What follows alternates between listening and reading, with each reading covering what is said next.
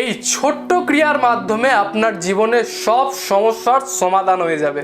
Mainly আমাদের জীবনে যা যা সমস্যা আসে, আমাদের পিতৃদোষের কারণে আসে অথবা আমাদের ইষ্ট দেবতা যদি রুষ্ট হয়ে যায় তখন আসে। তাহলে এটা যদি ঘটে গেছে, কিভাবে বেরোবেন? ছোট্ট, খুবই ছোট্ট করে ফেলুন, দেখবেন ফলাফল পাবেন।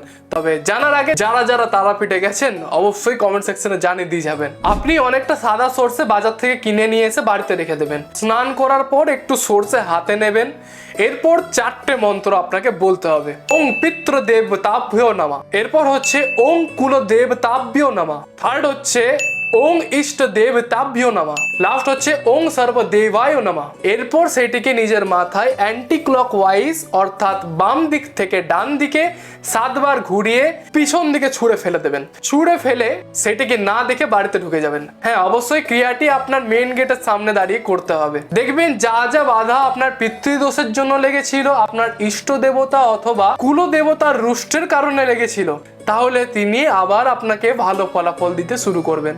করে দেখুন, হাতে নাতে ফলাফল পাবেন। জয় গুরু বামদেব, জয় মা তারা।